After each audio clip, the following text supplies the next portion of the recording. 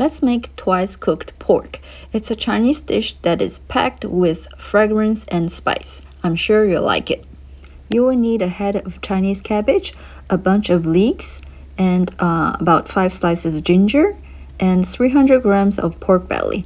You can use any type of pork, but the pork belly is the best. And here are the secret sauces: sweetened soybean paste and fried chili in oil. And you can see the Chinese names there: 甜面酱 and 老干妈.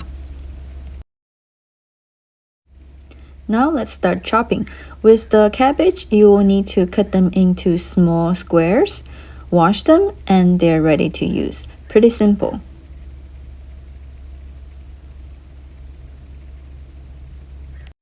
For the leeks, you will also need to cut them into the similar sizes and shapes of the Chinese cabbage. If they're too wide, just cut them in half and start chopping. Now let's start to prep the meat. By prepping, I mean blanching. For a lot of Chinese dishes, you will want to blanch your meat so that the dispurity comes out. Basically, you boil the meat in hot water for maybe 4 to 5 minutes so that the dispurity comes out. You see here, the foamy and yucky stuff, that's the stuff that you don't want. Once the meat turns white, that's when you stop blanching. Take it to the sink, wash and drain. Your meat is prepped. Now let's start cooking. In a hot pan, put in about a tablespoon of oil. Add in the sliced ginger and then the leeks. Stir them a little bit before you put the meat in. Now throw in the meat. Stir fry them in high heat for about 3 to 4 minutes. This is a very important step because this is when the meat gets its crispy texture. Next, you're going to put them aside. Now this completes the first time of cooking. Now you're going to have a little bit idea of why this dish is called twice cooked pork, because these guys are going to come back into the pot and to be cooked again. Alright, the pot is cleared. Now let's start again.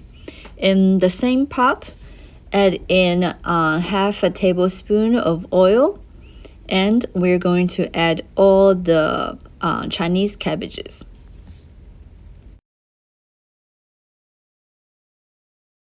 In my opinion, cabbages are very boring, but it's a very good vegetable. So I think this dish will make this boring vegetable into a very tasty dish. Alright, time for the seasonings. Put in a generous amount of salt. Well, we're using Himalayan salt, so it's not very salty. Depends on your taste palette. You can add in more or less. And then comes the secret sauces. We basically put in 2 tablespoons of sweetened soybean paste and 1 tablespoon of the chili in oil. Well, I need to warn you, because if you're not a heavy flavor eater, start with half only, half of that amount. Because like I mentioned in my other videos, Chinese cooking are very flexible, depends on the content you use and depends on your flavor palette. You want to adjust to your own flavor instead of, just copy paste from other recipe videos. So after you put in all the seasonings, just stir fry them and incorporate all the flavors together. Alright, now we're adding in the meats that have been cooked one time.